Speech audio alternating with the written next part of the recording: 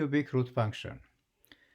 Graphing cubic root function is in the same way like we did graphing square root functions, but the only difference here is the index 3, and when we have a cubic function, they can have inside the radicand can be negative and positive.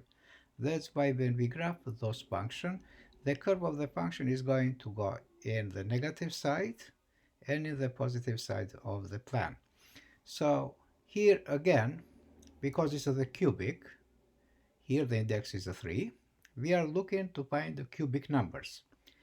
And some cubic numbers that are easy to remember are negative 27, negative 8, 1, 0 is of course 1, 8, 27. So we are taking those values and we want to find out what is the f of x.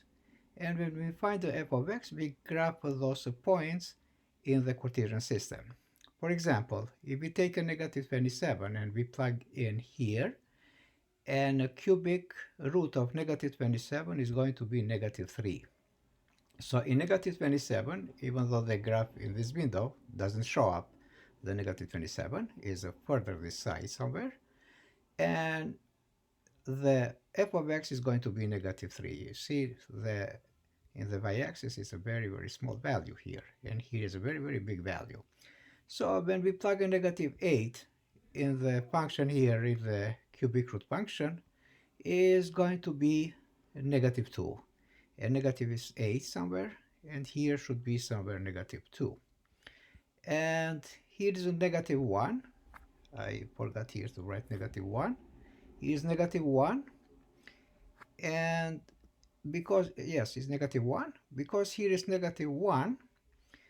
And when we plug here in the cubic root, it's going to be negative 1. So 0, when we plug here 0, f of x is 0, is the origin. And same thing 1, if it's x1, f of x, cubic root of f of x is going to be 1. Then is fx is 8, f of x is 2, so it's going to be here somewhere we can plug. And we just connect those dots with the curve, and we can graph the function. And as the function goes, and now we want to find out, for example, domain and the range of the function. If we look at the domain in the x-axis, the graph lies everywhere where is the x-axis. So the domain is from negative infinity to positive infinity. If we are looking for the range of the function, and the range of the function is, it goes, for example, f of x goes to infinity, f of x goes down here. So the range is from negative infinity to positive infinity, the range.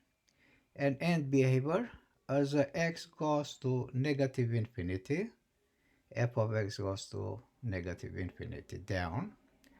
And as x goes to positive infinity, f of x goes to positive infinity.